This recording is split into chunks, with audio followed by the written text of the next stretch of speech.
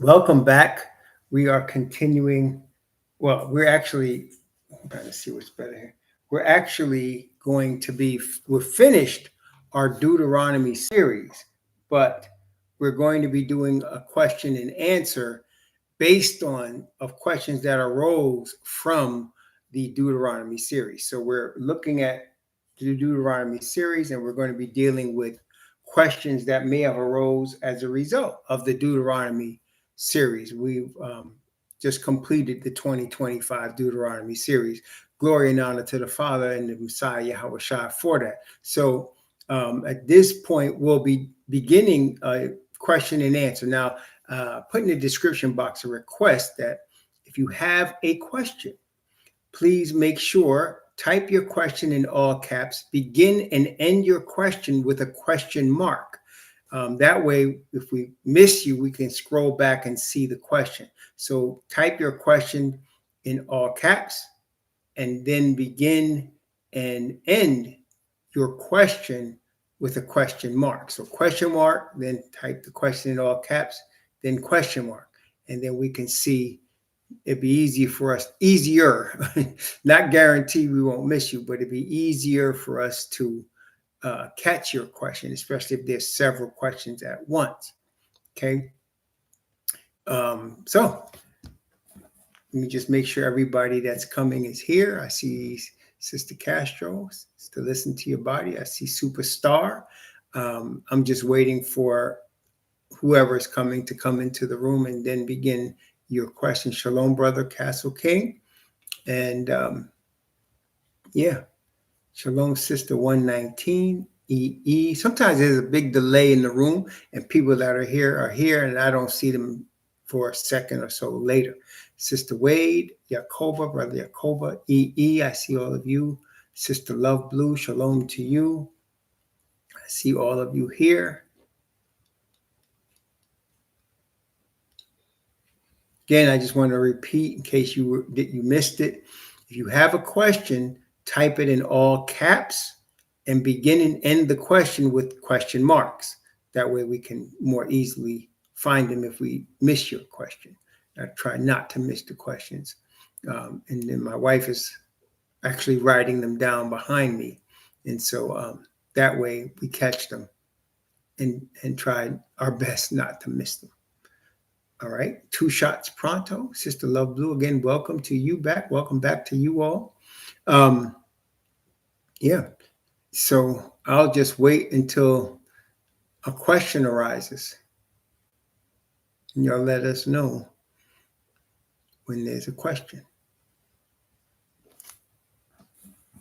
And of course, if you go back and review the study, which I hope you do, and questions arise later, you could always email Raw Hebrew Remnant 12 at Gmail. You could always email the question, at that point, and then we can answer it after the fact if something arises later. That's for any Bible study that you might see.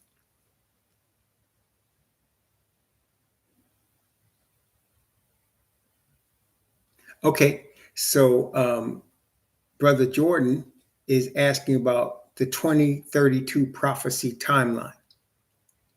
Let's start off with an example. And first, let's look at two scriptures with respect to prophetic time that came from the Most High. One is Numbers. So, Mama, do you see that question? I see. Okay. Numbers chapter 14. Numbers chapter 14 and verse 34. So this is Numbers chapter 14 and verse 34. This is a time prophecy. So let's read this verse 34. After the number of days in which ye search the land, even 40 days, each day for a year, shall ye bear your iniquities, even 40 years, and ye shall know my breach of promise. So here, the Most High is equating in his prophetic time what he's telling children of Israel is going to happen each day for a year. Let's look at another example of that in Ezekiel chapter 4 Ezekiel chapter 4. And again, he's saying almost the same thing. I'm going to begin at verse 4 and read verse 4 and 5 of Ezekiel chapter 4. Verse 4, actually, I'm going to read from verse 4 to 6. Ezekiel chapter 4 from verse 4 to 6. Lie thou also upon thy left side, and lay the iniquity of the house of Israel upon it. According to the number of days that thou shalt lie upon it, thou shalt bear their iniquity. For I have laid upon thee the years of their iniquity according to the number of the days, 390 days. So shalt thou bear the iniquity of the house of Israel. And when thou hast accomplished them, lie again on thy right side, and thou shalt bear the iniquity of the house of Judah 40 days. I have appointed thee each day for a year. So, first part of answering Jordan's question is I wanted to point out that when we're looking at days in prophecy, it means years. So 1 year is equal to one, you say 1 day is equal to 1 year in Bible prophecy. So you'll see why that's important as we continue here. Second thing is the timeline is based on the feasts, based on the feast of the Most High. So we know that there are how many feasts? How many feasts did the Most High appoint to Israel? How many feasts are there? Right. So there's 3 feasts. Right. Correct. So there's 3 appointed feasts. Let's get scripture for that. This is Exodus chapter 23. I believe it's 23. Let me make sure I got that right.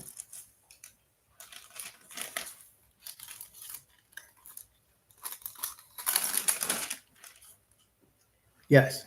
Exodus chapter 23. I'm going to begin at verse 14. Exodus chapter 23, verse 14. 3 times thou shalt keep a feast unto me in the year. So there's 3 feasts.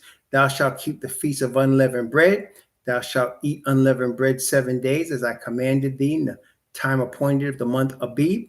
For in it thou camest out from Egypt, and none shall appear before me empty.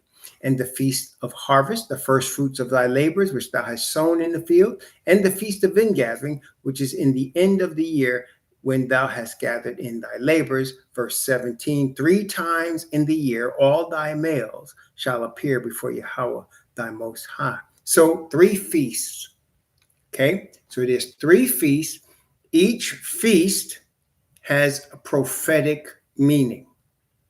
The first feast is the Passover, which he called here the Feast of Unleavened Bread. That represented the Messiah, in that the Messiah became the Passover lamb. Okay, so that first feast represented the Messiah and the Passover. And that was the year Messiah was put to death and resurrected. In the same year that he was put to death and resurrected, which is AD 31, the same year he was put to death and resurrected, we had the second feast, which is the Feast of Weeks or Pentecost, where he took people that were dead and resurrected them. Again, this is Gospel of Matthew, chapter 27. Gospel of Matthew, chapter 27. Gospel of Matthew, chapter 27. And I'm going to begin at verse 50. Gospel of Matthew, chapter 27. I'll read from verse 50 to verse 53. Yahushua, when he had cried again with a loud voice, yielded up the ghost. And behold, the veil of the temple was rent in twain from the top to the bottom. And the earth did quake, and the rocks rent, and the graves were opened. And many bodies of the saints which slept arose, and came out of the graves after his resurrection, and went into the holy city, and appeared unto many. So, when the Messiah was resurrected, he had a group of people that were Hebrew Israelite prophets that were resurrected, and they showed themselves, and he took them with him back to the third heaven when he ascended back. And so that's where you get your 24 elders. So now that's the first feast and the second feast, Pentecost, which also we know at Pentecost, the Spirit of the Father was poured out on his disciples and apostles. That is also prophecy. Now, that was AD 2031. And the next feast is the last one, but it didn't take place in AD 2031. In fact, Daniel was told there would be a long time between that last feast and the final situation. And before the final feast, there is a Day of Atonement. Now, the Day of Atonement is called the cleansing of the sanctuary. So that's the Day of Atonement. And Daniel was shown that there will be a long time between the feast of Pentecost and the cleansing of the sanctuary. Okay, long time. How long? Well, let's look. We're talking about Daniel chapter 8. Daniel chapter 8. We're going to begin at verse 13 and read verse 13 and 14. How long would it be between the Feast of Tabernacles and, well, not the Feast of Tabernacles, the Feast of First Fruits, Pentecost, and the cleansing of the sanctuary? How long would that be? Let's take a look. And he said unto me, verse 13 and 14 of Daniel chapter 8. Then I heard one saint speaking, and another saint said unto that certain saint which spake, How long shall be the vision concerning the daily sacrifice, and the transgression of desolation, to give both the sanctuary and the host to be trodden under foot? And he said unto me, Unto 2,300 days, then shall the sanctuary be cleansed. So there was going to be a long period between the Pentecost and the cleansing of the sanctuary. Okay, long period. And he said 2,300 days, which according to the prophetic number is how long? How long is 2,300 days in Bible prophecy? How long is that? 2,300 days. How long is it?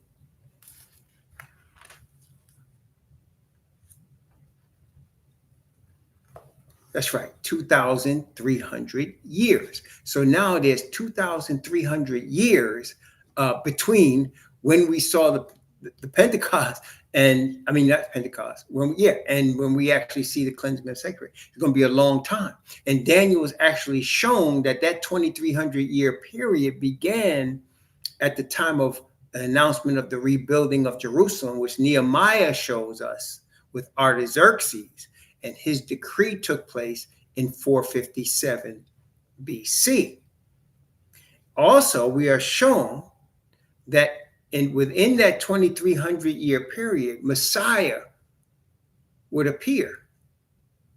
And we are shown he would appear actually 483 years after the announcement of the rebuilding of Jerusalem. In fact, let's take a look at that. That's Daniel chapter 9. So Daniel chapter 9, verse 25. Daniel 9:25. I'm taking out my calculator now, Cass, okay? Taking out my calculator here. So, all right. So Daniel 9:25 says, Know therefore and understand that from the going forth of the commandment to restore and to build Jerusalem unto Messiah the Prince shall be 7 weeks plus 3 score is 60, plus 2 weeks, which is 69 weeks. Now, prophetically speaking, how many days, first of all, how many days is 69 weeks? So you take 69 and multiply by 7 days in a week, and you get 483 days. And in Bible prophecy, that means from the time of the commandment to restore and to build Jerusalem unto Messiah shall be 483 years. Okay, so if you take 457 BC which means you just make it a negative 457, and you add to it positive 483. What do you get? You take the negative 457, which is BC, because remember it's moving backwards, of course, a number line. And then you add 483 to it. What do you have? What do you get? Negative 457 plus 483 gives you what?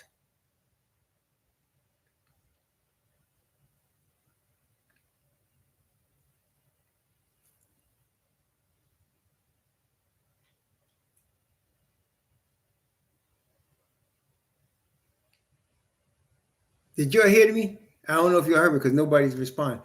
Negative 457, right, is 26. Exactly. It's 26. Okay.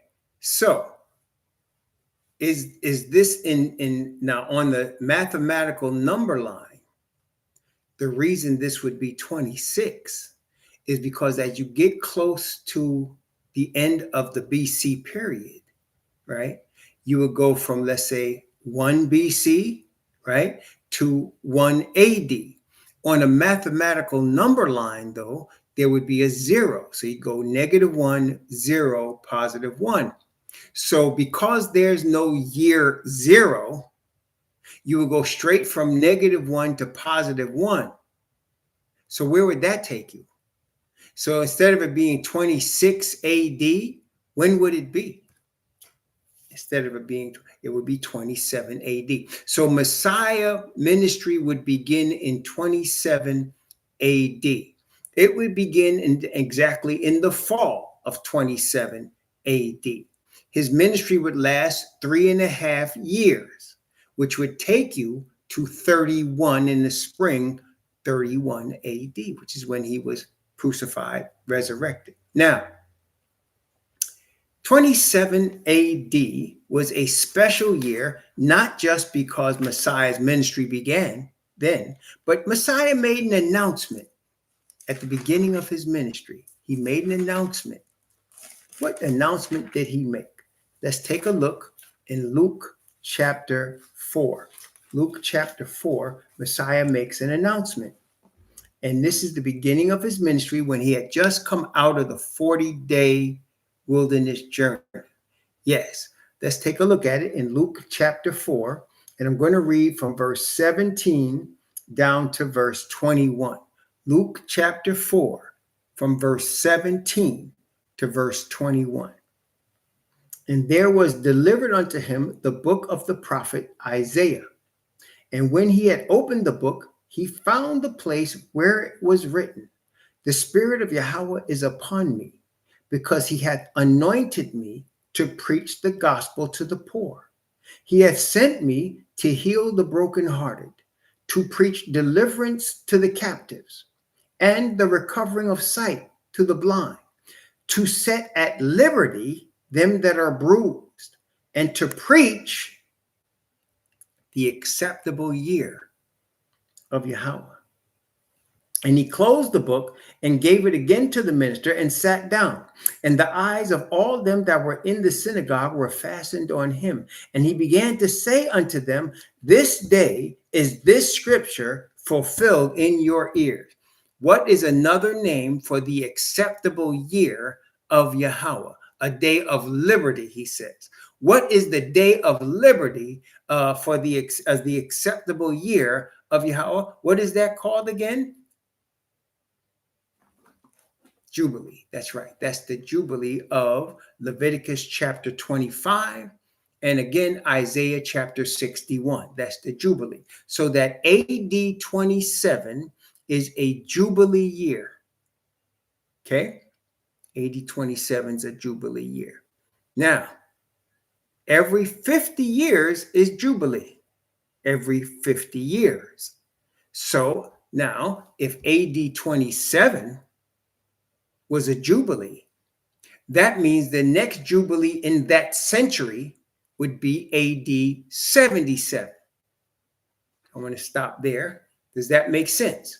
So every 50 years is a Jubilee. So if Messiah announced one on AD 27, that means every 50 years there's a Jubilee. Okay. And every century, it would be in the same two numbers, 27 and 77. 27 and 77.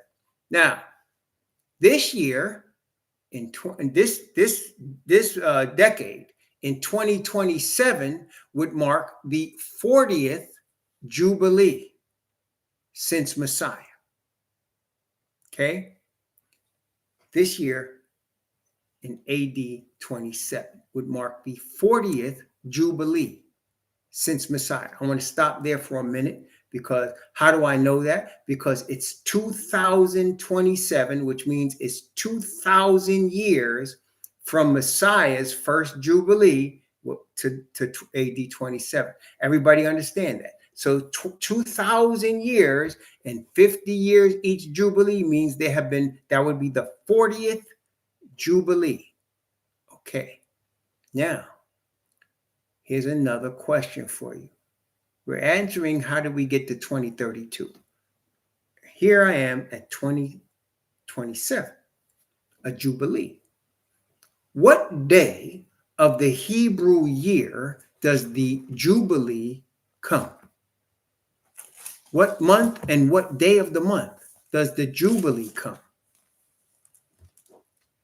10th day of the month. That's right, superstar. 10th day of the month. What month?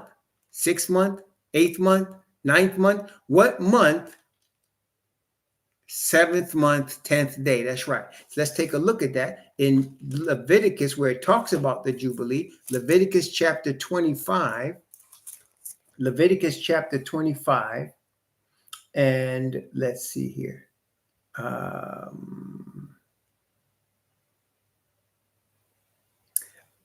This is Leviticus 25, verse 9. Leviticus 25, verse 9, the Jubilee. Leviticus 25, verse 9. What day does it have? Is superstar right? What does it say? Then thou shalt cause the trumpet of the Jubilee to sound on the 10th day of the 7th month. So he's right. And it says, in the day of atonement shall ye make the trumpet to sound throughout all the land. So the 40th Jubilee takes place exactly the same day as the Day of Atonement. And the Day of Atonement is the cleansing of the sanctuary that Daniel was talking about, so that all of Israel's sins are forgiven. Now, wait a minute. If 2027, in the 7th month, in the 10th day of the month, is the 40th Jubilee, first off, let us make sure we understand, what does the number 40 represent in the Bible? And let's go over some 40s. 40 days the spies went into the land. 40 years they traveled through the wilderness. Moses fasted 40 days. Elijah fasted 40 days. Messiah fasted 40 days. It's a time of testing. 40 is the completion of a period of testing. Everybody got that? Moses, Elijah, children of Israel, 40. Okay, 40 is the completion of a time of test. Let me give you one scripture so that we can at least see that from the scripture. This is Deuteronomy chapter 8. Deuteronomy chapter 8. We're answering the question, as a reminder, how did I get the 2032 timeline? And all of what I'm going through here gives you a step-by-step how. Okay, so now Deuteronomy chapter 8, and I'm going to begin at verse 1. And I'm going to read from verse 1 down to verse 4. That's right. Deuteronomy chapter 8, from verse 1 to verse 4. All the commandments which I command thee this day shall ye observe to do, that ye may live and multiply and go in and possess the land which Yahweh sware unto your fathers. And thou shalt remember all the way which Yahweh thy Most High led thee these 40 years. Why? In the wilderness, to humble thee and to prove thee. Prove means test. To humble thee and to prove thee, to know what was in thine heart, whether thou wouldest keep his commandments or no. And he humbled thee and suffered thee to hunger and fed thee with manna, which thou knewest not, neither did thy fathers know, that he might make thee know that man doth not live by bread only, but by every word that proceedeth out of the mouth of Yahweh doth man live. Thy raiment waxed not old upon thee, neither did thy foot swell these 40 years. So 40 is an end of a time of testing. We are coming into the 40th Jubilee, the end of a time of testing, which happens on the Day of Atonement. Okay. Brother was right. 7th month, 10th day of the month, 2027. Now, what happens 5 days after the Day of Atonement? On the 15th day of the 7th month. Oh, Feast of Tabernacles.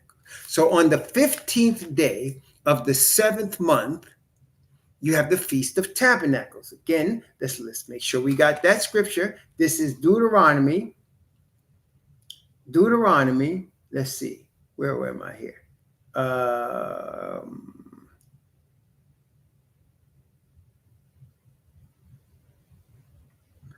Deuteronomy says it, but I want to use Leviticus. It says it a little clearer. Let me go to Leviticus chapter 23.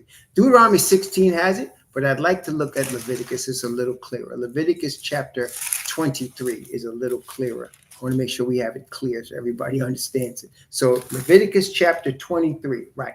So here we are, Leviticus 23. I'm going to begin at verse 26. This includes the Day of Atonement and then the Feast of Tabernacles. So let's look at it. Leviticus chapter 23, beginning at verse 26, and I'm going to read down to verse 34.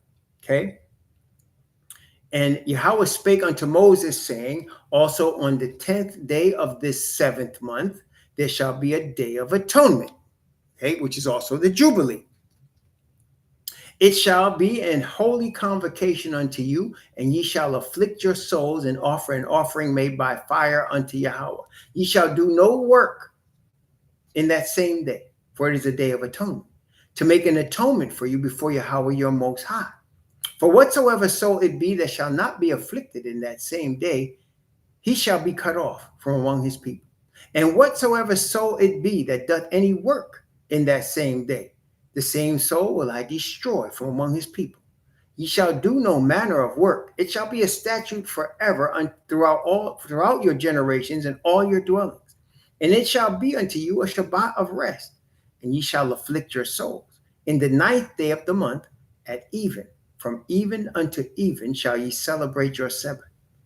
And Yahweh spake unto Moses, saying, speak unto the children of Israel, saying, the 15th day of the 7th month shall be the Feast of Tabernacles for 7 days. Okay, so the 15th day of the 7th month is the Feast of Tabernacles. What does the Feast of Tabernacles is also called, as we read earlier, the Feast of Ingathering? What does that represent? What does the Feast of Tabernacles, the ingathering of the harvest, what does that represent?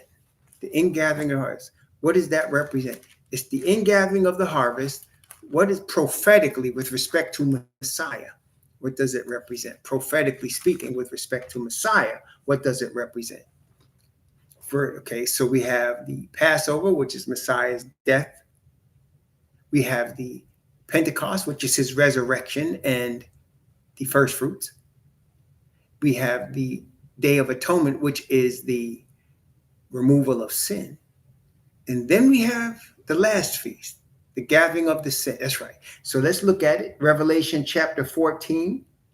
And let's take a look, because you're dealing with harvest and wheat and tares. Let's look at Revelation 14. I'm going to start at verse 14.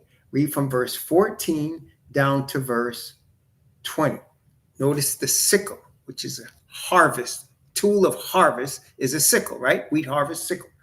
And I looked, and behold, a white cloud, and upon the cloud one sat like unto the Son of Man, having on his head a golden crown, and in his hand a sharp sickle. And another angel came out of the temple, crying with a loud voice to him that sat on the cloud, thrust in thy sickle and reap, for the time is come for thee to reap, for the harvest of the earth is ripe. So he's reaping the harvest. And he that sat on the cloud thrust in his sickle, and the earth on the earth, and the earth was reaped. So he took his wheat. Then, verse 17, another angel came out of the temple, which is in heaven, he also having a sharp sickle. And another angel came out from the altar, which had power over fire. And he cried with a loud cry to him that had the sharp sickle, saying, thrust in thy sharp sickle, and gather the clusters of the vine of the earth, for her grapes are fully ripe. And the angel thrust in his sickle unto the earth, and gathered the vine of the earth, and cast it into the great winepress of the wrath of Yahweh. And the winepress was trodden without the city, until the blood came out of the winepress, even unto the horse bridles, by a space of 1,600 furlongs. So we can see the imagery of a harvest. Harvest is Feast of Tabernacles, return of Messiah. Let's go back to 2027 now. So if 2027 is the 40th Jubilee, and Jubilee takes place on the Day of Atonement, and 5 days later is the Feast of Tabernacles.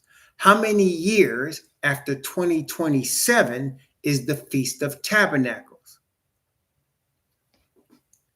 How many years? 5 years. Everybody see that? So after the feast, before the Feast of Tabernacles is the Day of Atonement, and it's 2027, and 5 years later is the Feast of Tabernacles. So if you go 5 years out from 2027, where does it take you? Give me the year, the month, and the day. 5 years from 2027. It takes you the year 2032, what month and what day of the month. That's right, 2032, what month and what day of the month. 7th month, 15th day of the month, 2032. Everybody got that? 7th month, 15th day of the month, 2032 is the Feast of Tabernacles. The Grand Feast of Tabernacles, which comes after the 40th Jubilee. That's how we got 2032. Is that clear enough? Did we got that, Brother Jordan? Did we got that? Is that clear enough? So you have 2027. 5 years later is 2032, and you will be in the 7th month, and you will be in the 15th day of the Hebrew month. Okay, praise the Most High. If there's any other questions, let me know. 2032. No, August 15th is not the fall of 2032, Brother Akawamba. Yeah. 7th month, the 15th day of the Hebrew year, not of the Gregorian calendar, the Hebrew year. You're looking at a Gregorian calendar and coming up with August 15th. That is not correct. You can't look at a Gregorian calendar. If you're looking at a Hebrew calendar and you go 7 months, you're probably going to be sometime in October. You're probably going to be sometime in October of 2032. Okay. Got to count the number of full moons, right? So it's the fall of 2032 that we're talking about. Autumn, in other words, autumn. Yeah. It's sometime in the fall. So it would be after the fall began, the fall season. It would be probably sometime in October of 2032. Yeah, that's what we're talking about. So that's how we get 2032. And 2027 we get because it's the Day of Atonement. It's the Jubilee. It's the day that sin is taken off Israel. It's the 40th Jubilee from the Messiah's announcement of the first Jubilee when he was on the earth. Okay, so that's how we get 2027, and then we get 2032. Let's take it a step farther. There, before the Day of Atonement, there is a trumpet call 10 days before the Day of Atonement. Everybody understand that? So there's a call of trumpets, a blowing of trumpets 10 days before the atonement. So if the atonement is 2027, We expect some sort of sign in 2017. There were multiple signs in 2017. There were multiple signs in 2017. And they were in the sky, in the moon, right? There were multiple signs, especially going into the September and August, September of 2017. There were multiple signs. Yeah, blood moon, there were multiple signs. So 2017 was the sign of 2027. 2027 is the sign of 2032. Okay, everybody got that?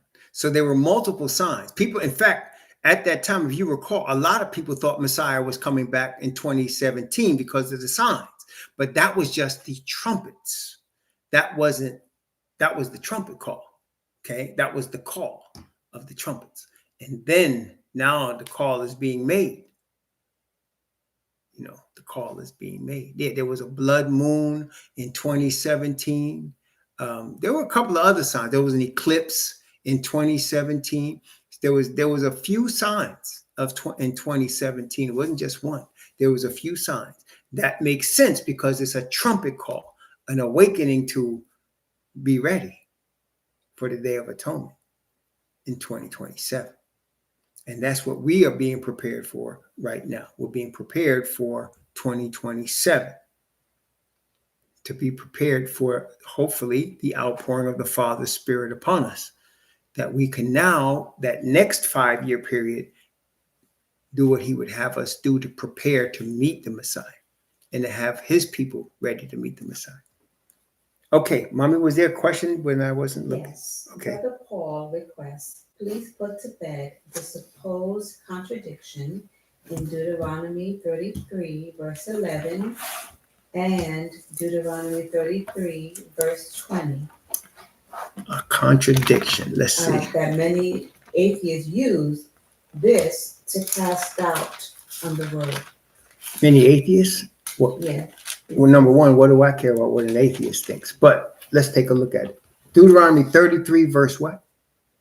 33, verse 11. Verse 11. And what else? And Deuteronomy 33, verse 20. Okay.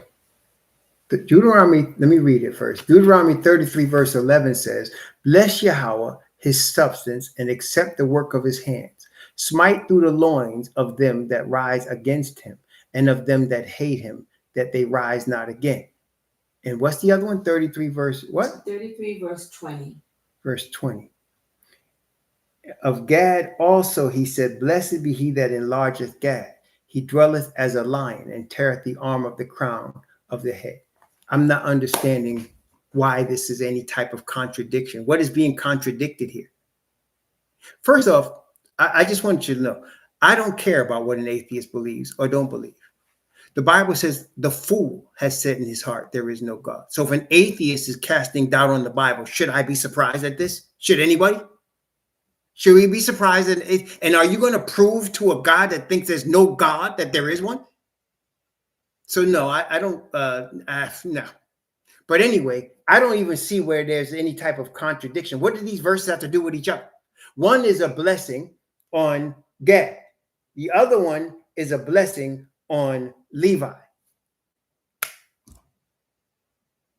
Yeah, I mean, I don't want to, I'm not trying to be mean, but I don't care about what an atheist thinks. I really don't care. They could think whatever they want. That ain't going to change nothing with the word of the Most High. Also, let me just remind y'all, who was Deuteronomy given to? Was it given to the atheist? Question. Was Deuteronomy given to the atheist? Somebody please. Was Deuteronomy given to the atheist? Oh, so should we be surprised that some knucklehead that says there's no God doesn't understand it or thinks it's a contradiction? And really, should we care? No. I don't really feel the need to prove to anything to an unbeliever. I don't feel the need to do that. See, brethren, we must please get out the habit of thinking you need to prove to unbelievers who you are and what you believe. If they don't want to believe it, if they want to act like, well, this is a contradiction, go ahead. Do what you say, brother Stephen Kelly say, do you boo. Do you boo. It ain't for you. So don't worry about it. If it's such a contradiction, keep on stepping. We don't need to prove ourselves. See, stop trying to prove yourself to people. You don't need to do that. You have no need to prove to the devil who you are. Okay? And why you are and what you believe. The question is, do you believe it? That's what it comes down to. And there's no contradiction here. None. Zero. Not at all.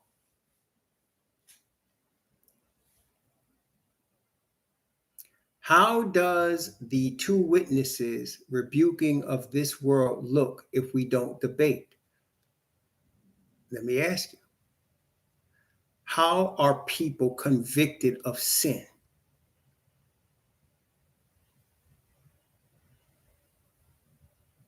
How are people convicted of sin? What did the Messiah say with respect to people coming to him? That's right. So the Spirit of the Father convicts people of sin. Will the Spirit of the Father seal the 144,000? Will the Spirit of the Father? Yes. Okay. Now, when John the Baptist spoke, did he need to debate with the Sanhedrin about who he was? Did he need to debate with the Sanhedrin about whether he was telling the truth when John the Baptist spoke? Did he need to debate with the Pharisees about who he was and why he was there and who sent him? Or did he just speak what the scripture said and left it? That's right. So there's no debate. There's just an announcement. When a trumpet sounds, does it debate or does it just sound? When the trumpet sounds, does it debate or does it just sound? And whoever hears it, hears it. If you don't hear it, you don't hear it. There's no debate. When the Bible doesn't the Messiah say, he that hath ears to hear, what did he say? He that hath ears to hear, let him hear. He that hath ears to hear, let him hear. There's no debate. The only thing is we must be convicted and filled with the power of the Spirit. And we make pronouncements, proclamations. He who has ears to hear, let him hear. If you don't hear, you don't hear. When the Father spoke, some said it was just thunder. Some said the Father spoke to him. So to some people, they just heard thunder. To others, they heard the voice of the Father. There's no need to ever debate. If a person believes, they believe. What happens, brethren? And this really is your family is the hardest people to deal with. And why is that? Because you love your family and you don't want them to be lost. Isn't that correct? So your desire of and love for your family causes you to come at them when they come at you. And they know how to come at you because they know you. Right? But you cannot, this is the example, you do not argue with your family. You do not argue with them. You do not debate with them because you cannot save them. If you're arguing and debating with your family, you are trying to say you can save them. Is that true? Can you save them? Can you save your family members that don't believe? Can you save your family members that want to argue and debate with you? Do you have that ability to give them eternal life? So since you don't, why are you arguing with them? All you do is pray that the Father Spirit moves in hearts, and you must be patient. You can't force the Father's hand. Matter of fact, what's going to happen, see, brethren, is when you pray for your loved ones, the Spirit of the Father moves on their hearts. And sometimes, my wife and I were just talking about this last night about certain people. The Spirit, when you pray for people, the Spirit moves on their hearts. Sometimes they get worse. Sometimes they get worse when you pray for them. Why is that? Why? Well, you remember when the Messiah came down from the mountain with the 3 disciples, and there was a young man there that was taken with the devil, and as Messiah walked up on him, the young man was going into serious convulsions to the point where the people around thought the boy was dead because Messiah was there, right? And so that devil was going to fight that boy, try to kill him before Messiah got to him, right? Well, that's the same thing. When you pray for your family members, the Spirit moves on a more stronger and heavier way than you could ever. The Spirit speaks to them more than you could ever speak to them. And sometimes there's a terrific battle. In fact, all the time.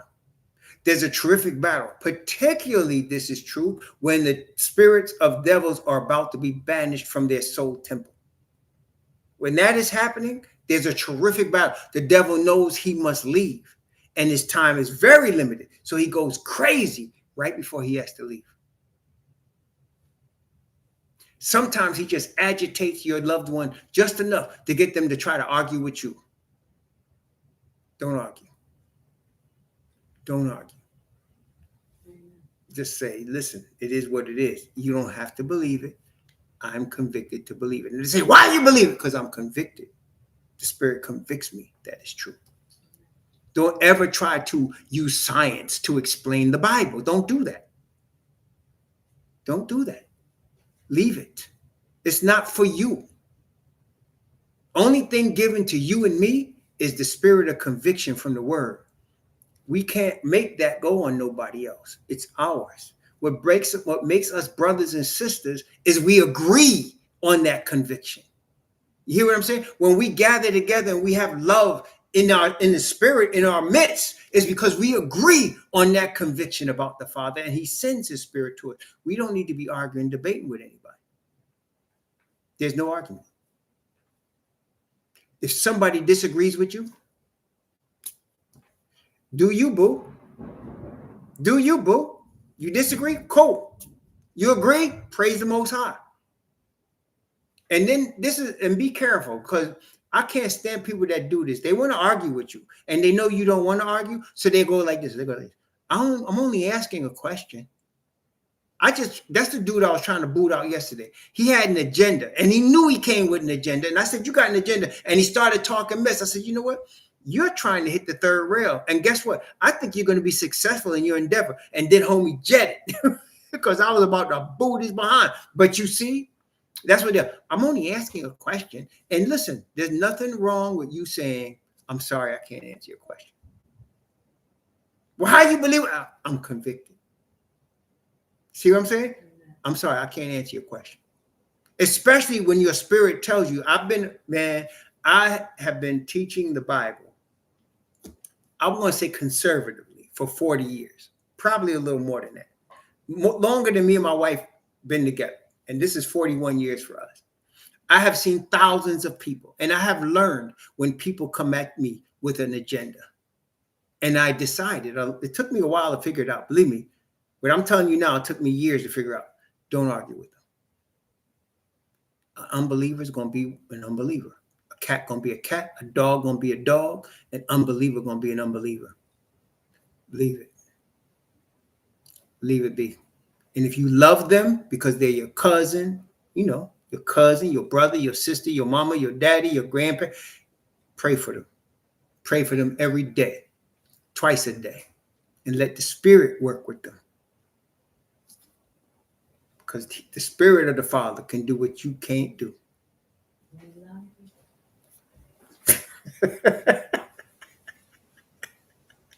My wife is behind me playing the Castle King role.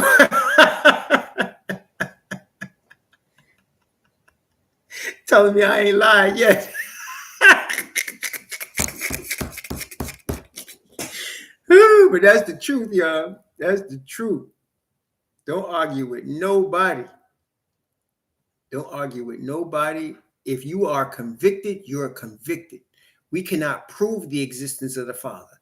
I can look into the sky and I see the blue sky, the clouds. I know there's a firmament above it. I can see the moon in its phases. And all of that tells me what the Bible says. The heavens declare the glory of Yahweh, and the firmament showeth his handiwork. I can look at the human body, my own body, and I know what's going on in my system. And I can see him using my system to show me how intricately, how intelligently he made me. Sister Joy said hello, Mom. See, so we don't need, and why? Because I'm convicted that that's the Heavenly Father. I don't need no scientists to tell me that. I don't need no scientists to tell me that. I don't need to study no rocks with millions of year marks to tell me that. I believe the word of the Father. Praise the Most High. Yep. So, yeah, atheists, please. I ain't got nothing to prove to no atheists. Well, he did. Brother Paul said that he gave wrong scriptures. It's Exodus 33, verse 11, 33, verse 20. All right, so let's look at that. Exodus 33, verse 11. Let me take a look. Exodus 33, verse 11. Exodus 33, verse 11 says, and Yahweh spake unto Moses face to face, as a man speaketh unto his friend. And he turned again into the camp by his servant, but his servant Yahushua, the son of Nuan, a young man, departed not out of the tabernacle. And what's the other one? It's the same chapter, verse 20. Same chapter, verse 20. And he said, thou canst not see my face, there shall no man see me and live. Okay. So I guess the so-called contradiction is face-to-face versus not seeing the face. Is that the so-called contradiction for this atheist fool? Is that it? I just want to make sure. Do I got that? Is it the face-to-face versus you can't see my face? Is that the one? Okay. Ready? So when the Most High talked to Moses face-to-face, okay? When the Most High talked to Moses face to face, they spoke through a curtain. They spoke through a curtain or through a dark smoke. The Most High spoke, when it says he talked, it's directly he talked to Moses, right? So he said, I'm talking to you face to face because he's talking directly to Moses. Moses could not see his face.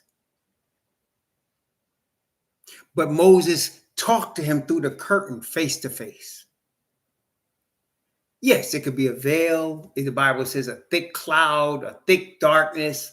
He spoke to him in the thick darkness, a thick cloud. Moses could not see his face. And this is the thing, brethren. Let's take what the Bible says. See, that's what I'm saying. I don't have to explain to an atheist. I don't care about that. But the Bible says Moses could not see his face, but he spoke to Moses face to face. So what is that? It's obvious. Moses and him could talk. Because what did he say later in Numbers? Compare this to what Moses said in Numbers. What does the Most High say in Numbers to Miriam and Aaron? Let's take a look at that and compare it. This is Numbers chapter 12. Okay, Numbers chapter 12, verse 6 and 7. Numbers chapter 12, verse 6 and 7. Let's compare this. Numbers chapter 12, verse 6 and 7. And he said, hear now my words. If there be a prophet among you, I, Yahweh, will make myself known unto him in a vision and will speak to him in a dream. But my servant Moses is not so, who is faithful in all mine house. With him I will speak mouth to mouth, even apparently not in dark speeches. In the similitude of Yahweh shall he behold. Wherefore were ye not afraid to speak against my servant Moses? So Moses did not see his face because he said, you can't see my face. But Moses could speak to him face to face. There wasn't no dream, wasn't no vision. Moses heard his voice and heard what he said to him. It's plain as me talking to you. That's no contradiction. That's no contradiction. See, so he can't see his face and live, but he could talk to him face to face through the thick darkness. And that's what he did. He talked to Moses through the thick darkness. And even Moses told the children of Israel that, because the Father talked to the whole nation, right? Look at Deuteronomy.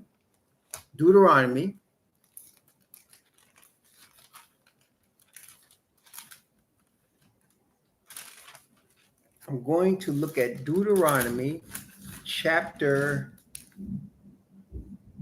let me see here. Deuteronomy.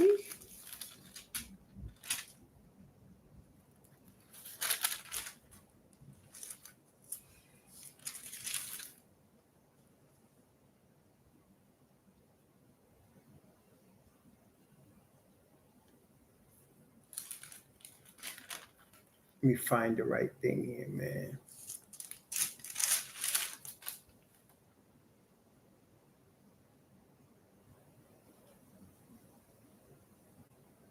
Okay, yeah. Deuteronomy chapter 4. Watch this. Deuteronomy chapter 4. Watch this. Deuteronomy chapter 4. Because the Most High talked to the whole nation, and they all heard his voice, just like Moses did.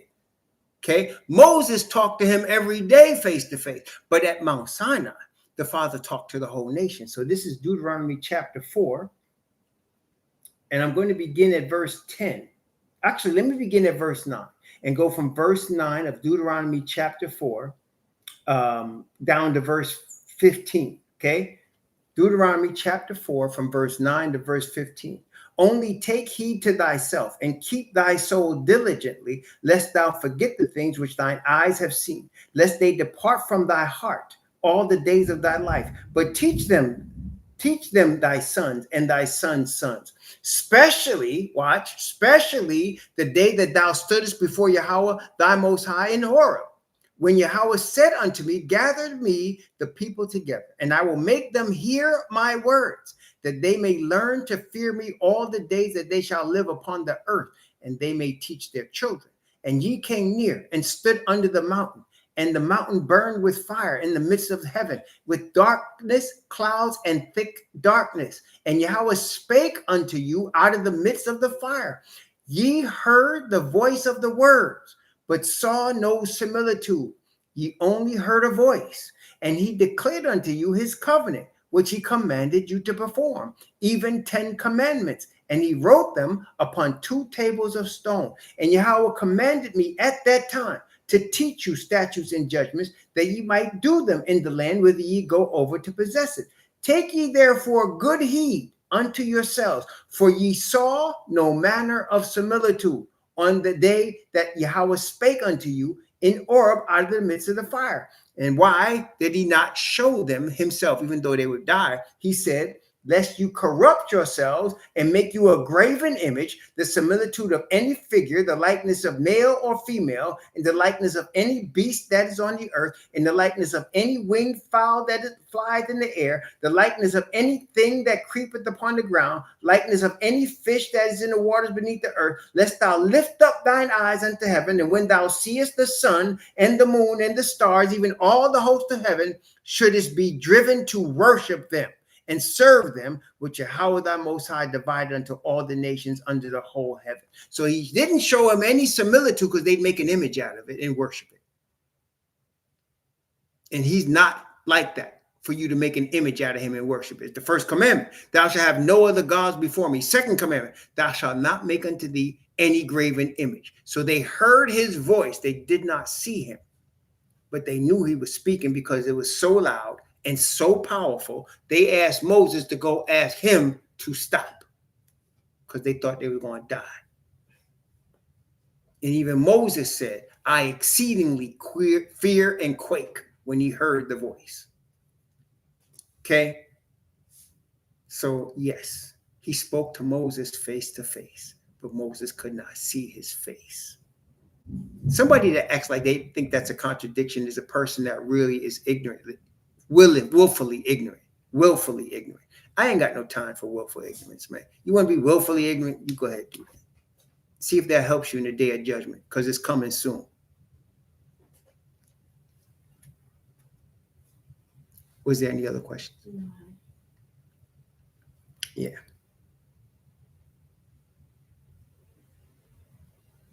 Yeah. Yeah.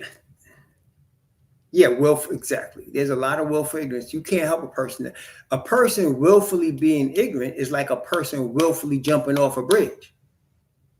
You can't stop them if that's what they want to do. If they decide, I'm going to kill myself, they're going to do it. You can't stop them. You could try, but if that's what they decide to do, they're going to do it. And say, well, I can't hear you. Do you hear? I can't. No, you willfully being ignorant. You're going to do what you want to do. Okay. Okay.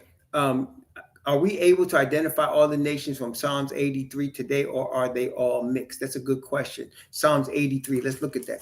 That's the one talking about us as the hidden ones. Psalms 83.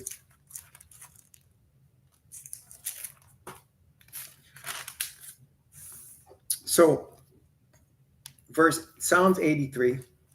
Let's start at verse 1. And the brother's asking, brother EE is asking, are we able to identify these nations? Let's start at verse 1. And I'm going to give you an easy way to identify them. Okay. So let's start at verse 1. I'm going to start at verse 1. Let's read down to verse 12. Okay. This is Psalms 83 from 1 to 12.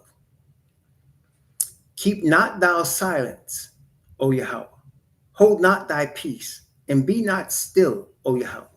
For lo, thy enemies make a tumult, and they that hate thee have lifted up the head. They have taken crafty counsel against thy people, and consulted against thy hidden ones. They have said, come, let us cut them off from being a nation, that the name of Israel may be no more in remembrance. For they have consulted together with one consent. They are confederate against thee, the tabernacles of Edom, and the Ishmaelites of Moab, and of Hagarims, of Gabal, and Ammon, and Amalek, the Philistines with the inhabitants of Tyre. Ashur also is joined with them. They have holpen the children of Lot. Do unto them as unto the Midianites, as to Sisera, as to Jaban, at the brook of Kison, which perished at Endor. They became as dung for the earth. Make their nobles like Oreb and like Zeeb, yea, all their princes like Zeba and like Zalmunna, who said, let us make to ourselves the houses of the Most High in possession. So, that's right. EE, you answered the question. What do these people have in common? What does it say? It says they say, come, let us cut Israel off from being a nation, that their name will no longer be. So, are there any people that are confederate against us? Are there any people that exist that don't want to admit that we are the scattered nation? Or if they do, they want to cut us off from being the nation? Yes. And are there any people that want to make their own house the house of God? Do they exist? Are there groups of people? That's right. So anybody that's against the bloodline is these people, is represented by these people. Anybody that's against, now some of them, like the Amalekites, we done already pegged them. That's them people from Europe that are claiming to be us now, that are trying to dwell in the tents of Shem. They're Amalekites. Okay, the UN, that's right, the whole United Nations. There you got it. There you go. Ashur is a Semite, but he says Ashur also has joined with them. That is where you get Assyrian from. Ashur is a Semite that joined with the Babylonians. Do we have any Semites joining with them? Yes, we do. So, yes.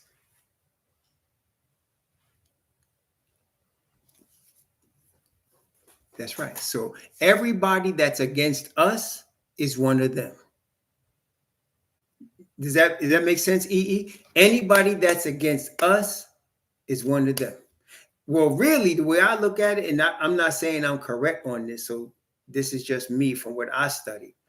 When you look at the nations, first of all, the nations that are named here, most of those nations existed as neighbors of Israel, right? Most of the nations that are named here, when you're talking about Ishmaelites, or Edom, Moab, Hagarenes, Gabal, Ammon, they were all neighbors to Israel. So what has happened over the last, let's say, 2,000 years? The children of Japhet have come through, and most of those nations, Philistines, were African. But now, if you look at Palestine, you don't hardly see no people that look like they come from Africa. Why? Because the Greeks came through and the Europeans came through, and those places became Muslim, and they definitely got lighter. Does that make sense? So Jordan, what now is Saudi Arabia, what was Moab and Ammon, they're all lighter because all of it just shows the imprint of the children of Japhet come through that whole area. The children of Japhet came through, and the sign of that is Egypt. The name Egypt, that's not the original name. When you look at the Bible, I'm not even looking at history books. I'm talking about the Bible. It's called Mizraim. When you look up Egypt in your Hebrew, it says Mizraim. So that's North Africa. That's now called Egypt. Alexandria was not called Alexandria until the Greeks got there. Before the Greeks got there was no Alexandria. But Alexander, the so-called great, he changed that name. And he tried to sow the seed of the Europeans all through that area. Tried his best. Okay. That's why you got, and then when you add that to Islam, which came from Arabs, which came from the areas that we're now talking about are Iraq, right? Iran, areas of what's now Asia Minor and Turkey. They got a little melanin in them, but they much lighter than the Africans, right? There ain't nobody out there that's African because they come through and they sowed their seed. That's why between the Europeans that come from Mecca and them areas that come from the Arabs and the Europeans that came from Greece and Europe, and they're all in North Africa now. Whereas the Moors were dark skinned. The Moors that first came from North Africa, they was dark. They came through. That's why you got Italians with olive colored skin. Why you think Italians got olive colored skin? Because they got mixed up with the Moors. Same with the Portuguese, same with the Spaniards. Between the Spaniards and the Portuguese and the Southern Italians, you got the people with the darker skin from Europe. Okay? Because why? Because the Moors came through. And so there was a great mixing. And that's why we always say, brethren, the Father says in his word that Israel is his most chosen people above all people of the earth. Isn't that? Did I make that up, or did he say, look at this. This is Deuteronomy. Let's look at Deuteronomy as an example. Deuteronomy chapter 14. Deuteronomy chapter 14. I could get 3, 4, 5 witnesses. Y'all know that. They were bloodline Hebrews, but they were converted to Islam. Brother Paul S.A. They were bloodline Hebrews. Moors didn't come into existence. Like you didn't hear about Moors pre-Messiah, right? Before Messiah, there wasn't no Moors. Moors didn't come into existence till after the discovery of the Catholic Church. In that time, they came later with Islam, right? So Islam produced the Moors. But they were black, dark black, original from Africa.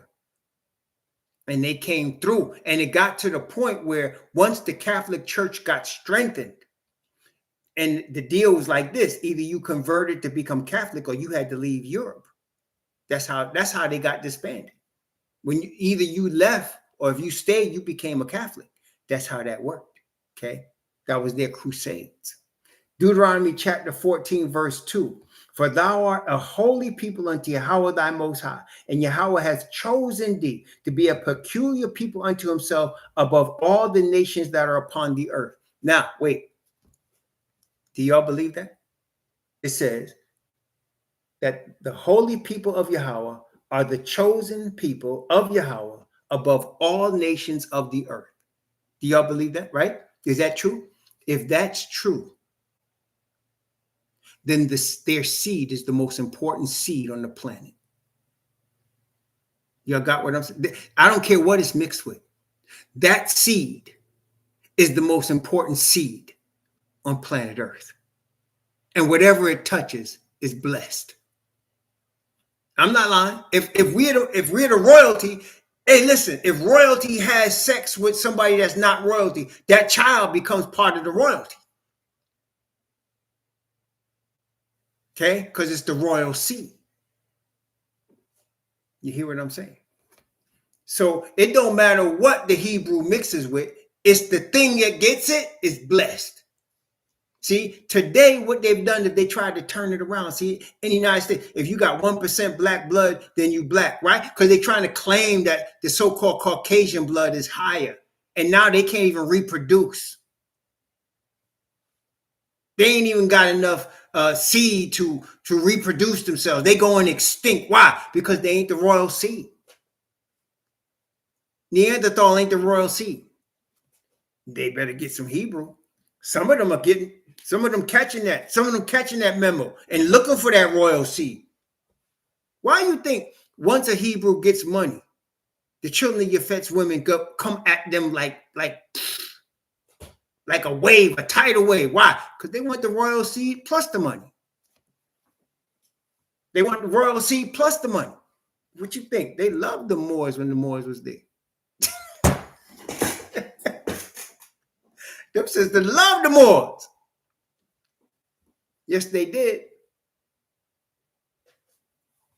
So the royal seed is the seed. It ain't no half. It's because you got the royal seed with you. Don't matter. Whatever it touches is blessed. That's what he said. Whoever you bless is blessed. Whoever curses you is cursed. That's what he told us. You're the top seed of the earth. They don't want to hear that. But I'm just reading the word. If you're the holy people, that means your seed is the holy seed. Does that make sense, right? Right? If you're the holy people, your seed is the holy seed.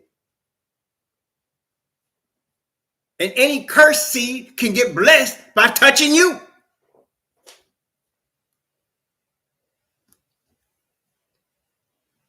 That's why, brother. You see these brothers in these athletics, they get rich. What's on their arm? And it ain't because they don't like sisters. It ain't that. I don't care what some of them say.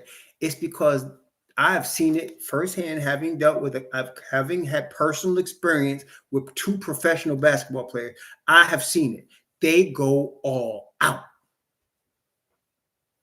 It ain't even nonchalant.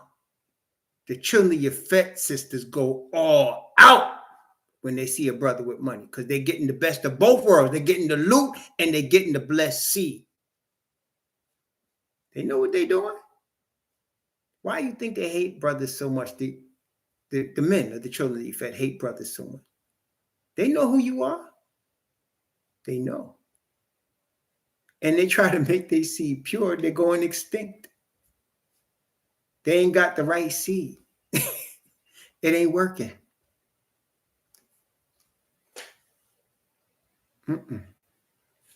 Northern tribes and Africans, please. The royal seed is what it is. Can't mess with that. Yeah. So, yeah. Anybody that hates the royal seed, that's what Psalms 83 is talking about. They descendants of them. Okay? They descendants of them. That's all. That's exactly right. That's exactly right. They're talking about how low their birth rate is. I remember when they first started talking about that maybe 20 years ago, and they were saying how, if we fall below 2.1, we're in trouble. And if we fall below 1.9, there's no going back. But you could look at several European countries. Not only are they below 1.9, they headed to like 1.2, 1.3. There's no coming back. And that's why, ain't no coincidence, they're trying to mix with the Holy See. No coincidence. It's for their survival. Dr. Frances Cress Welsing. Y'all heard of her? What she said? She called it genetic annihilation. Dr. Frances Cress Welsing. In the Cress theory, she called it genetic annihilation. If all the world's seed mixed together, it would be brown, Asian-looking people. It would be brown, Asian-looking people because of the melanin and the amount of Asians on the earth. And the people that ain't got no melanin, There's half of them they're scared of that. That's why they want to kill you. And the other half saying, yo, let's bring it. The only way we're going to survive is mixing with that seed. So let's bring it.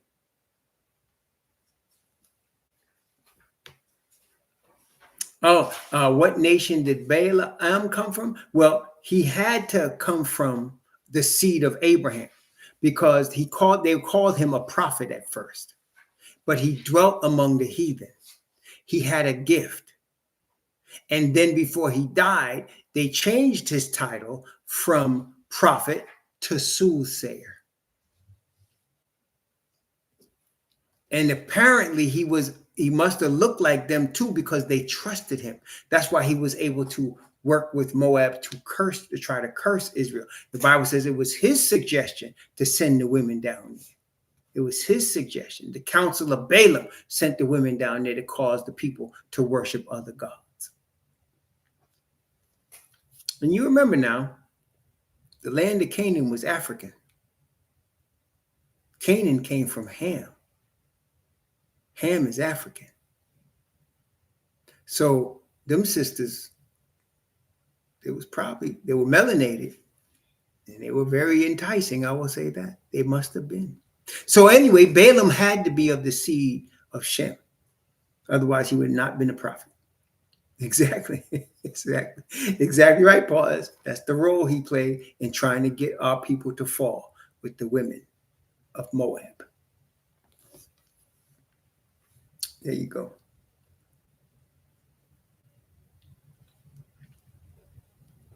But the Bible actually never pinpoints Balaam's origin, he just shows up as a prophet. And the Father spoke to him. So the Father don't speak to nobody but Israel. Right? He ain't giving no heathen the dream, the visions of Israel. And he said, what Yahweh says, I have to speak. That was Balaam's words. What Yahweh says, I have to speak. Yeah. So he had to be of the nation. He had to be of the seed. Doesn't specify which one, but we know he ain't giving no heathen and dreams or visions. Yeah. That's why we look at the whole Bible, right? Because it answers questions like what Sister Daniel just asked. Because what does the Bible show us? He's only given his statutes and judgments to Israel, right? He says he will do nothing, but he revealeth his secrets to his servants, the prophets, who is Israel. So Balaam may not have been dwelling with the Israelites. He was dwelling somewhere, right, where Moabites were, but they asked him to curse Israel. Yep, love of money, God. Exactly. Turned in his faith for money. Cost him his life. He became a soothsayer.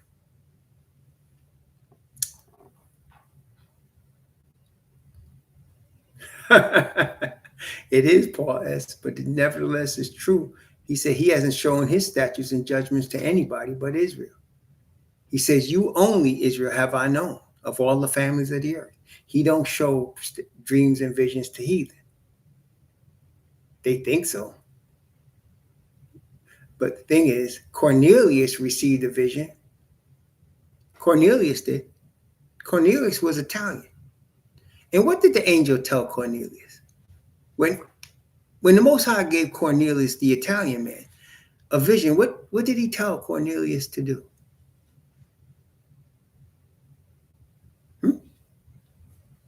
Oh, go see Peter. Isn't that interesting? Go get copper. Yep, go see the Hebrew. That's right. That's what he told him. And that ain't changed.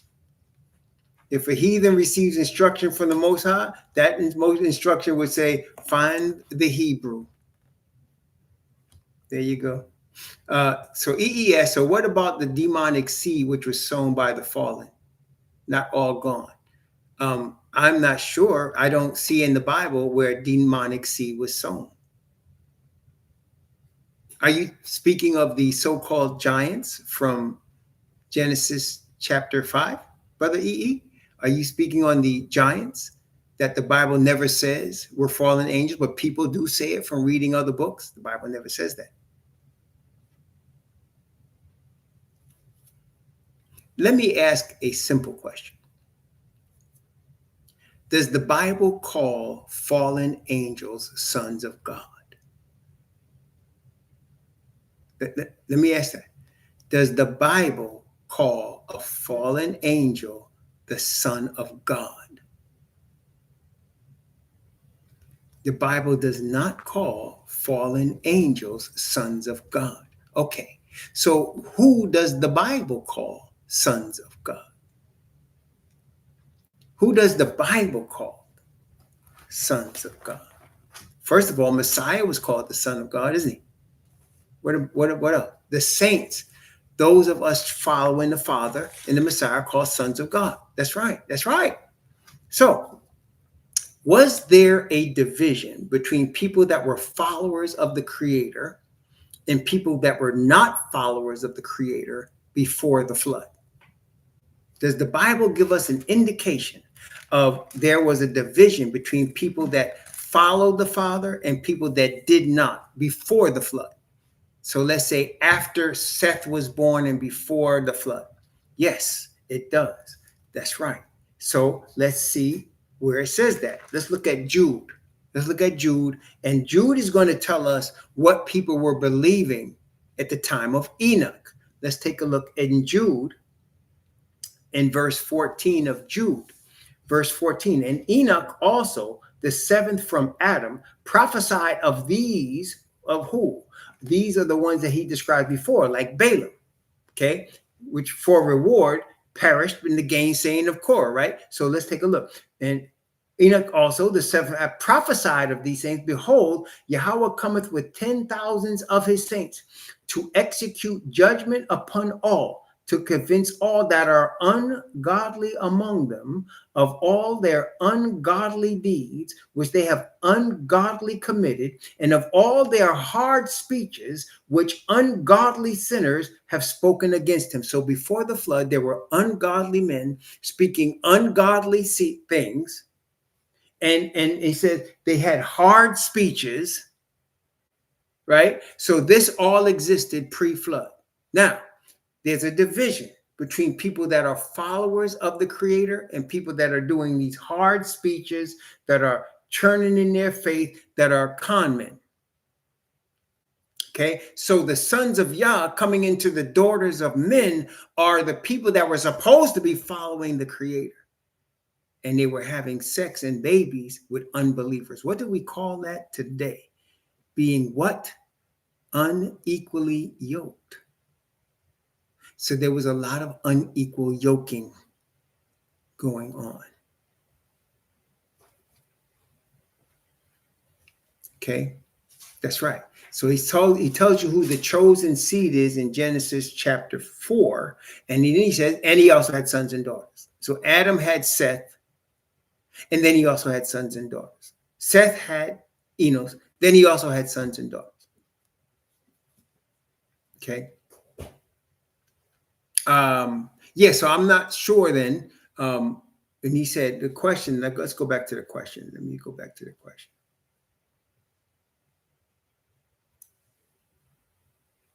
What about the demonic seed which was sown in the fallen? I'm not sure what he means by demonic seed. Yeah, I'm not sure what that means. Demonic seed? You mean demon's seed? Seed of unbelievers? I'm not sure what that means. Yeah, that's true, Brother Paul. Yeah, I'm not sure what that means.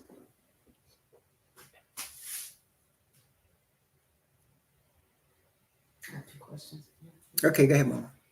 Okay. Are the Amalekites the same as Chaldeans and Edom? Are the Chaldeans? No, Yeah. Chaldeans are not Amalekites. Amalekites, we saw where they come from. Let's take a look in Genesis. Genesis tells you exactly where the Amalekites come from. Let's take a look at it. Genesis.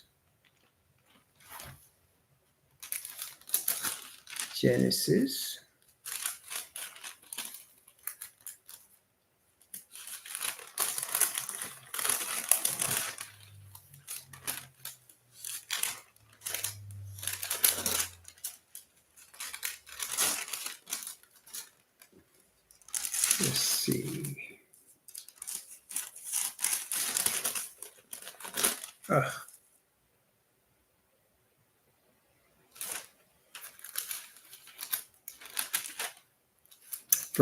Chapter 36. Genesis chapter 36. Okay. Genesis 36 tells you where the Amalekites originate from. Okay. Genesis 36, I'm going to start at verse 8.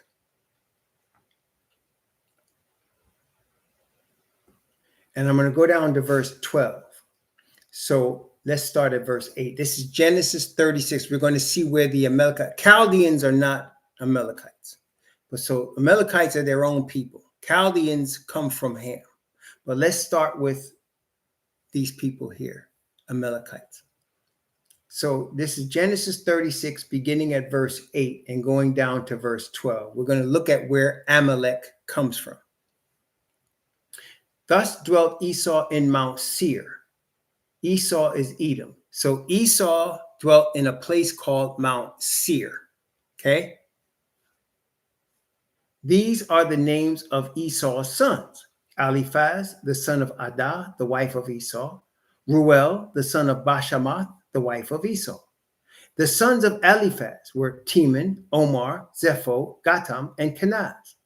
Timnah was concubine to Eliphaz, Esau's son, and she bare Eliphaz Amalek.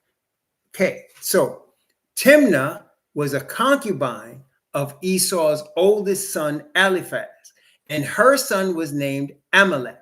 So we need to say, where does Seir come from? Where does Timnah come from? Because she wasn't a wife, she was a concubine. Where does she come from? Let's look at this same chapter and let's go from verse 20. Okay, this is Genesis chapter 36, verse 20. We want to find Timnah and find out where she comes from, because she was concubine to Esau's oldest son, Eliphaz, and she had Amalek. Okay, these are the sons of Seir, the Horite. So Seir was a man that was an Horite, and who inhabited the land. So before Esau got there, Seir was there, and he was called a Horite. Okay, and he inhabited the land. Lotan, Shobal, Zibeon, and Anna, Dishan, and Ezer, and Dishan. These are the dukes of the Horites, the children of Seir in the land of Edom. And the children of Lotan were Orah and Imam, and Lotan's sister was Timnah. So Timnah was a sister of the cave dwellers that were there before Esau got there. They're called cave dwellers. Everybody got that? They were also called white. Everybody got that? So these were paler people of the caves that Esau came when Esau got there. They were already there. So one of Esau's sons had a baby with one of them. One of them was Timnah, and Timnah's child was Amalek. So Amalek is listen carefully, Amalek is a descendant of Eliphaz, but he is a subgroup of Edom. Everybody got that so far? He's a subgroup of Edom. Right, Castle King. He's a subgroup of Edom. So Amalek is Edomite, but he's the subgroup because he didn't even come from a wife. He came from a concubine. Okay, he came from a concubine. So there's a subgroup of Edom. Now, Agag was a king. Okay, Agag was a king, and he was an Amalekite king. And Saul was told to destroy the Amalekites. You remember Samuel gave Saul a command. He said, destroy them. Don't leave man, women, child, nothing from Amalek. Destroy the whole thing. Okay. Let's see now. Let's go to 1 Samuel chapter 15. 1 Samuel chapter 15. Samuel also said unto Saul, Yahweh hath sent me to anoint thee to be king over his people, over Israel. Now therefore hearken thou unto the voice of the words of Yahweh. Thus saith Yahweh of hosts, I remember that which Amalek did to Israel, how he laid wait for him in the way when he came up from Egypt. Verse 3, now go and smite Amalek and utterly destroy all that they have. Spare them not, but slay both man and woman and infant and suckling and ox and sheep and ass. So he told him destroy all of them, but Saul didn't do that. He spared the king. The king's name, the king of the Amalekites' name, let's go down. Same chapter 15.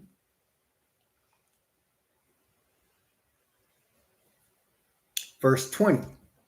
And Saul said to Samuel, yea, I have obeyed the voice of Yahweh, and have gone the way which Yahweh sent me, and have brought Agag, the king of Amalek, and have utterly destroyed the Amalekites. So Agag was a king of Amalek.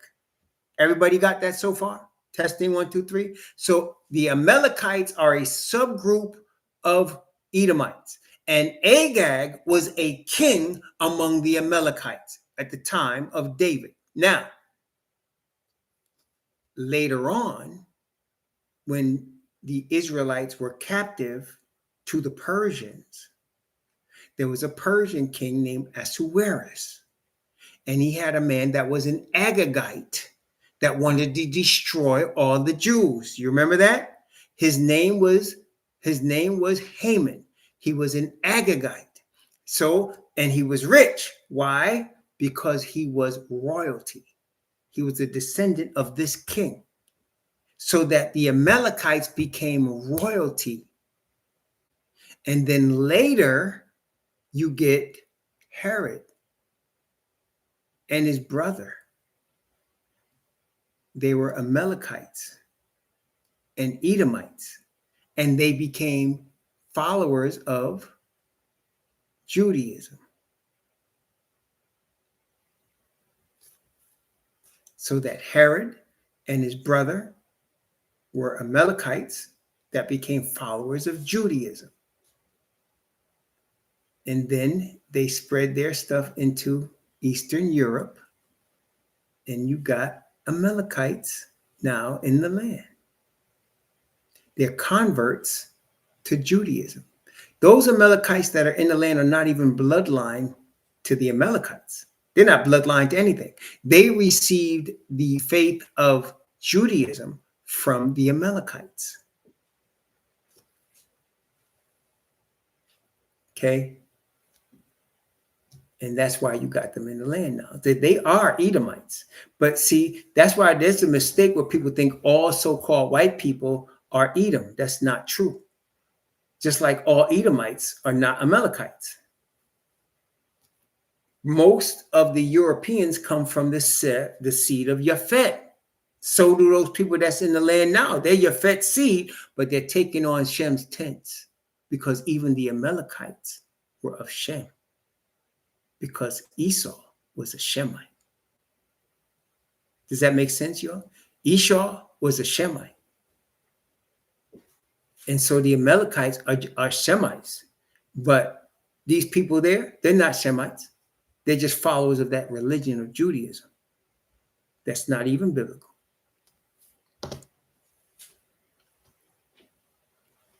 Okay.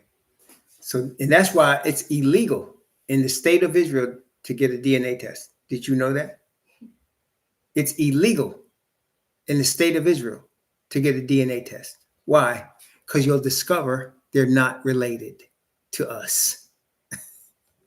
They're not related to anybody except the Polish and the Russians, where they come from. The Germanic tribes they come from in Japhet. That's what they related to. And they know it. They know it themselves.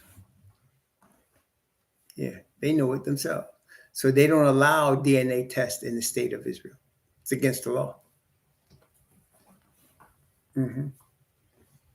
See, that's where your Amalekites come from. So Amalekites are Edomites, a subset of Edom, in their belief system. Exactly. GPS is pointing to a cave. Mm-hmm. Exactly. There you go. So Paul asked a follow-up question to that. Mm-hmm. How did they end up down there with all them black folk? How they who end up? They, the Amalekites. Oh, what they didn't. I mean, look, I mean, what happened was we know they got mixed with Timnah. The Orites were mixed with Edom's seed, and they became their own nation, Amalekites, and they became enemies of Israel. And so, yeah. And so they were mixed, obviously. So when you look at, would you say, let me ask y'all a question. Would you say Herod and Rome were in cahoots? Was King Herod and his brother down with the political system of the Romans? What do y'all think? Was King Herod and his brother down with the Roman political system? Yes, they was. So they were royalty, kings, royalty. And what do royalty do in order to keep power? They intermingle their seed. Isn't that true? So the seeds of royalty intermingle to consolidate power. So it's not inconceivable to see that their family, the Amalekites, intermingled with the Europeans of the Romans. Okay, it's not inconceivable because that's how they did it. They intermingled their seed. Did not Solomon intermingle with the seed of Cush and the queen of Sheba? And he had Pharaoh's daughter and had children with her too, so that they can consolidate power. Okay, that's right. So Herod and the Amalekites really became more associated with the children of Japhet. And then, of course, with the false religion of Judaism, they converted to this from the Khazarians, and they became what they claim to be as Israel. And that's what the Bible says. It says, there are those that say they are Jews and are not, but the synagogue of Satan. You know who they are because they say they are Jews and they're not. So are there groups of Amalekites that say they are Jews and they're not? Very simple, isn't it? It's not hard, really, when you look at it. All you got to do, who fulfills the prophecy? Who says they are Jews and are not the bloodline?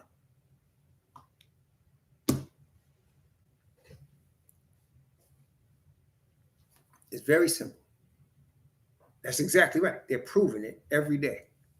Exactly right. That's right. And the seed of Yafet is mingled with the seed of Ham all through what's now called. They even changed the name. I mean, really, all of the Canaanites were Hamites. Canaan is the last son of Ham. And his land is a land that is for the blood of Ham. So the Europeans of Yafet have come through and tried to white out the seed. And they changed the name. It was Africa, part of Cush. It became Middle East. The Bible never speaks of any Middle East, does it? Not that I know. The Bible never speaks of any Middle East. The Philistines were from Ham. The Philistines were Hamites. Do they look like Hamites today? No. That's 2,000 years of whiting up. And they separated it, tried to call it the Middle East, where it was Africa before. See? So it's all good, though. All lies will be exposed in the judgment. And the earth made new. In the kingdom, all lies will be exposed. And you know, the blessing of the children of Yafet that come to this truth and be grafted in with us, they might be able to get a permanent tan when we get to the kingdom. You know, we're going to have new bodies. They'll have melanin. The original man had melanin. The original man had melanin. Adam had melanin. Came from the earth. So they'll be blessed with melanin. Praise the Most High. Yep, they won't have to lay out in the sun anymore. They'll be blessed with melanin in the kingdom with their new bodies. That's right. Praise the Most High.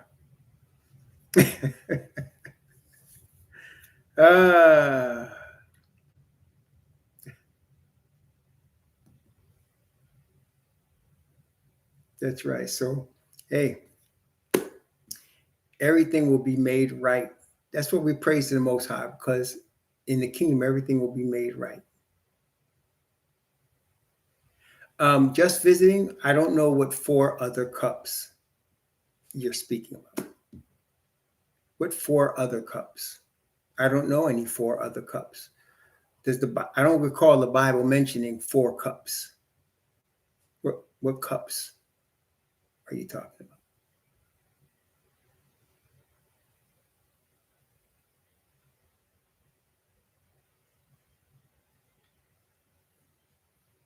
And actually, the thing you're calling communion is part of Passover.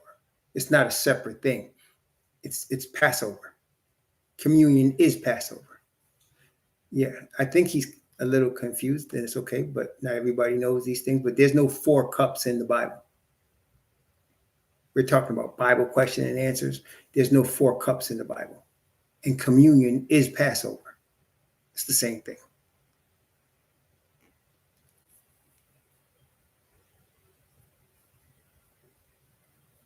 Yeah, communion. There's no Hanukkah in the Bible. There's no Christmas. There's no 4 cups. There's, communion. The Messiah said, with desire have I desired to have this Passover with you. Communion means they're just coming together to commune. Yeah. Yeah, I think, and this is not unusual. Christians often think that Hebrew and them have something in common when they don't. There's nothing in common with Christianity. Christianity tries to use part of what we believe for their own purposes, but we don't have anything to do with that religion. Christianity has nothing to do with what we believe as Hebrew Israelites. Nothing. It just, if there is any similarities, it's just coincidental. Nothing to do with us. Yeah, it's okay. Yeah, but a lot of Christians, I get that all the time. Christians thinking that I believe what they believe, and no, it's not true. I don't. We're not Christians. Yeah. Yeah, and the Bible never speaks of a place called Middle East. And in fact, what we were just talking about with Psalms 83 is now considered Middle East. And there in the Bible, it didn't call it Middle East, though geographically it's the same area, right? But yeah, so, and that's the thing. When we are awakening, we are unlearning what Christianity taught us and learning what the Bible actually says about stuff, right? Instead of believing what Christianity taught us. For example, Christianity teaches that there's 600 laws. I don't know who counted them to say that there's 600 laws. And their argument is we can't keep all those laws, which is very stupid, because first, if the Father gave you 600 laws, then you could keep 600 laws. But there's nobody that counted them in the Bible to say there's 600 of them. Really, there's just one law. It's the covenant. And everything else plays off that. All the statutes and judgments play off the covenant. And the covenant was only given to his chosen people. It wasn't given to the Gentiles. They were invited to enter into the covenant by coming into the chosen people. As the Bible puts it, grafted into Israel. Did I miss a question, Mom? No, I didn't. Answer them all. Glad you're having fun with this. It is kind of fun, though, isn't it? Kind of silly, man. But anyway, praise the Most High.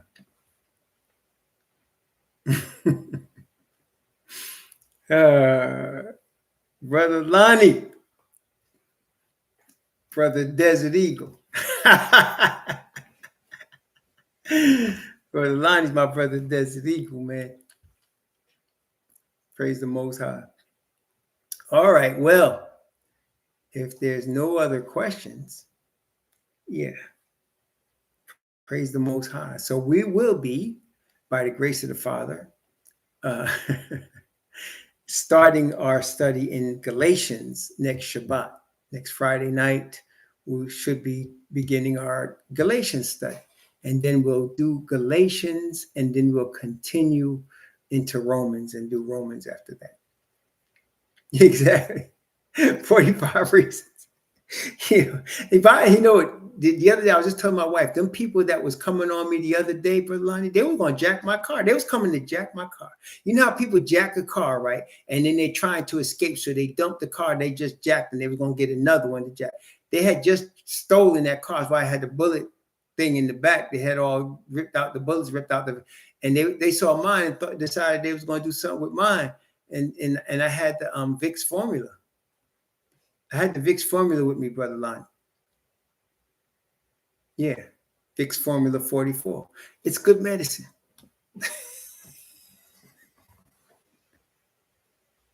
I had Vicks Formula 44. When they saw that, all of a sudden they was gone. Vicks Formula 44 is good medicine. I ain't have to. They just saw me take it out of the center console, and all of a sudden I turned around and they was gone. That's right. Yeah, man. Took the baby cannon. It's good medicine. And yeah, that was the end of that. So yeah, Brian. Next, exactly what. Hey, Castle King, I heard it was supposed to rain tomorrow, but I'm gonna just wear boots, man. I got this thing. It might be wet. Just bring gloves. You might want to wear boots and long pants. I heard it was gonna be wet tomorrow.